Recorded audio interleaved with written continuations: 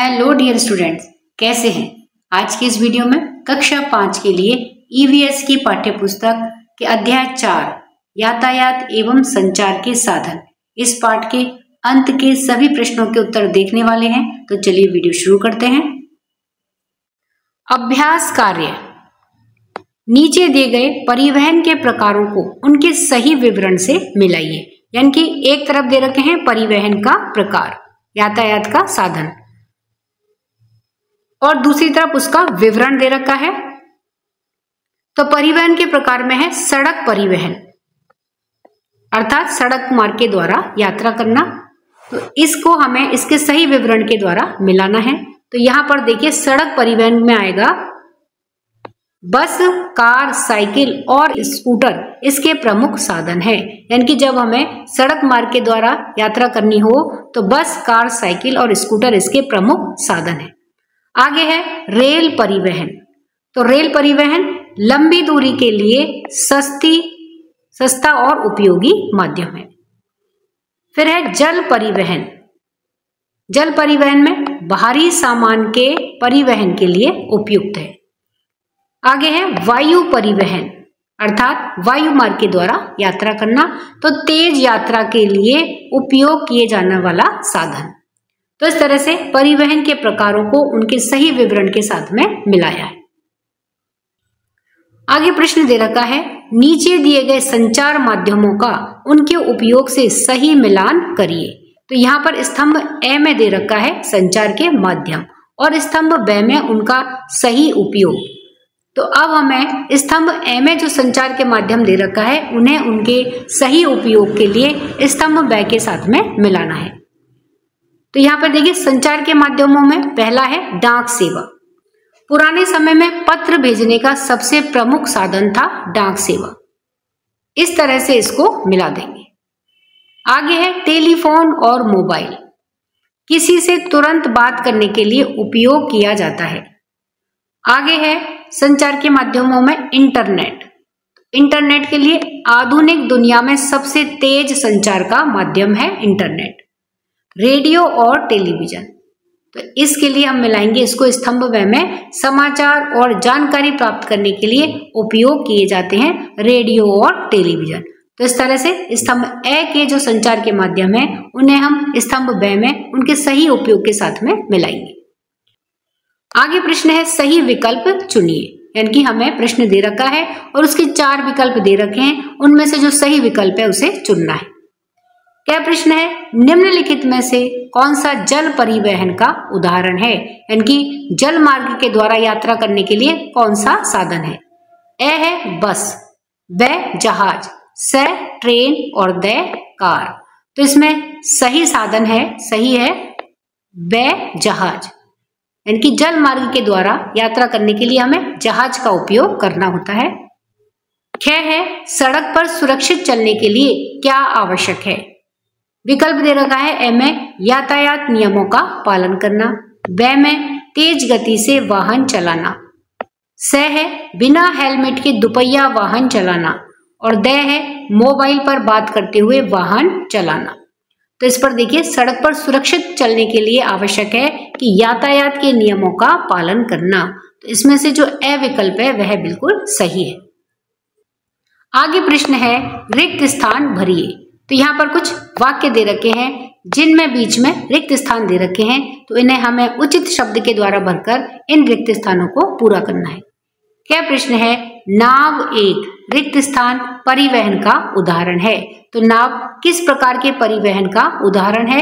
रिक्त स्थान में आएगा जल परिवहन, अर्थात जब जल मार्ग के द्वारा यात्रा करनी हो तो हम नाव का उपयोग करते हैं। ख है रिक्त स्थान संचार का सबसे तेज साधन है। यानी कि अगर हमें संपर्क करना हो तो उसका सबसे तेज साधन, तेज माध्यम कौन सा है। इंटरनेट। तो इंटरनेट संचार का सबसे तेज साधन है। रिक्त स्थान में आएगा इंटरनेट। ग है दुपहिया वाहन चलाते समय हमें रिक्त स्थान पहनना चाहिए। तो रिक्त स्थान में क्या आएगा कि हमें जब दुपहिया वाहन चलाते हैं तो हमें क्या पहनना चाहिए, हेलमेट। तो यहाँ रिक्त स्थान में हम भरेंगे हेलमेट। तो इस तरह से इन रिक्त स्थानों की पूर्ति करेंगे। आगे प्रश्नों में है कि संक्षिप्त उत्तर दीजिए। क्या प्रश्न है, जाम को कम करने के लिए हम क्या कर सकते हैं?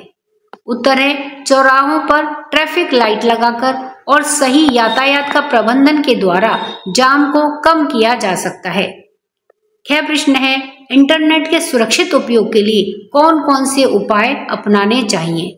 उत्तर है इंटरनेट के सुरक्षित उपयोग के लिए पहला है कि अपनी निजी जानकारी अनजान लोगों से साझा नहीं करें। दूसरा है मजबूत और अनोखे पासवर्ड का उपयोग करें। इस प्रकार से हम इंटरनेट का सुरक्षित उपयोग कर सकते हैं। अब देखिए प्रश्नों में है कि कक्षा में 2 समूह बनाकर एक समूह यातायात नियमों के पालन पर नाटक प्रस्तुत करे और दूसरा समूह संचार साधनों के सही उपयोग पर पोस्टर बनाए। तो अब इसमें क्या है, कक्षा में 2 समूह बनाने हैं, यानी कि जितने भी स्टूडेंट हैं उन्हें 2 समूहों में बांटना है।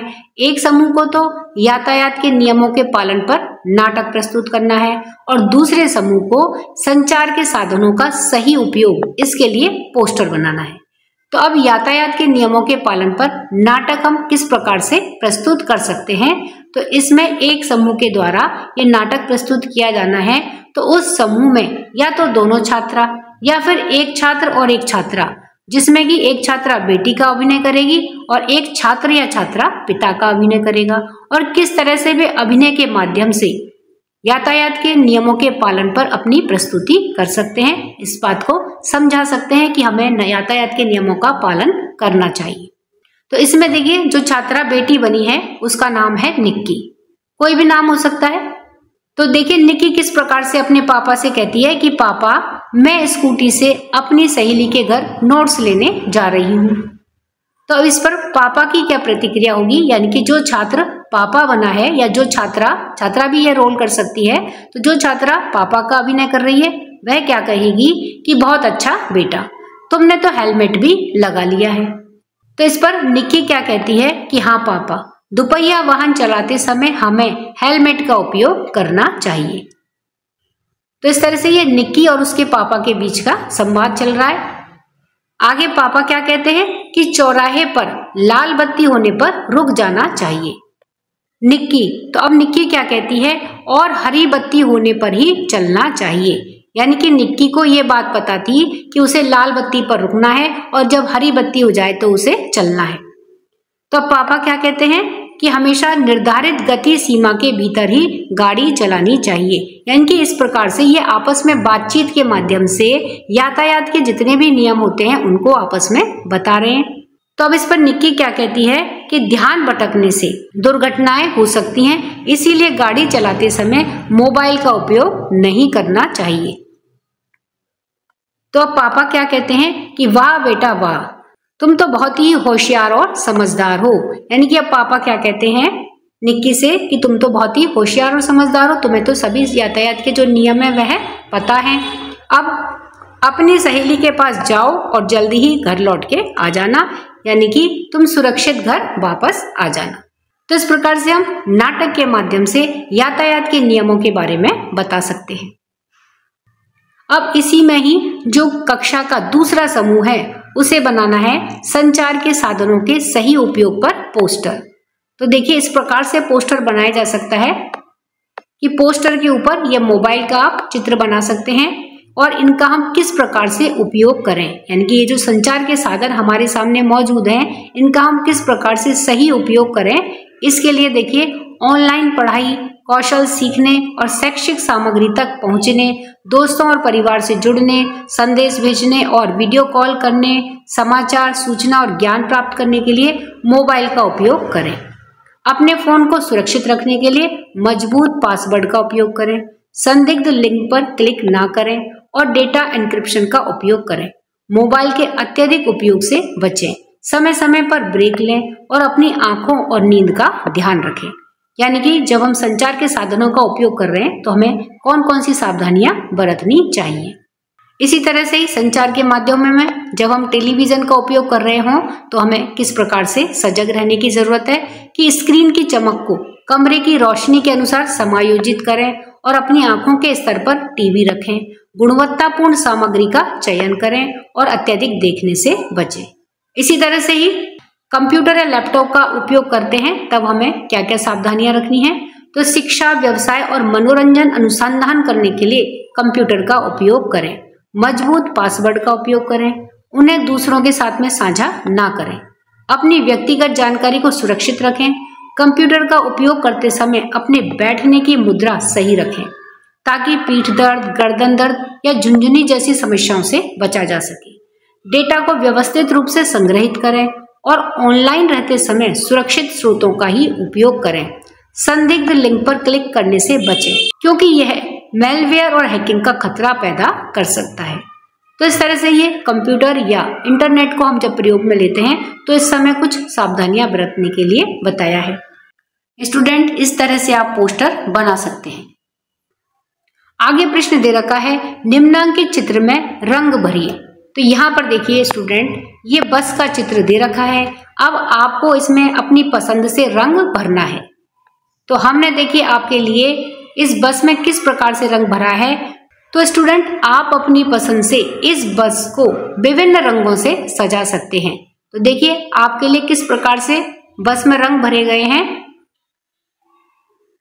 तो इस प्रकार से विभिन्न रंगों का उपयोग करते हुए ये बस को रंगों से सजाया गया है। आप भी अपनी पसंद से रंग भर करके बस को सजा सकते हैं। तो इस तरह से स्टूडेंट हमने अध्याय 4 यातायात और संचार के साधन इस पाठ के अंत के सभी प्रश्नों को उत्तर के साथ में देख लिया है। अब हम अगले वीडियो में हमने सीखा और समझा फर्स्ट, यानी कि अब तक के जो हमने 4 पाठ पढ़े हैं उनसे संबंधित यह प्रश्न पत्र है, टेस्ट पेपर है, हमने सीखा और समझा। तो इस टेस्ट पेपर को हम संपूर्ण हल के साथ में देखेंगे। तब तक के लिए वीडियो पसंद आए वीडियो को लाइक करिए, शेयर करिए। चैनल पर नए हैं तो सब्सक्राइब करना ना भूलें। मिलते हैं अगले वीडियो में, तब तक के लिए धन्यवाद।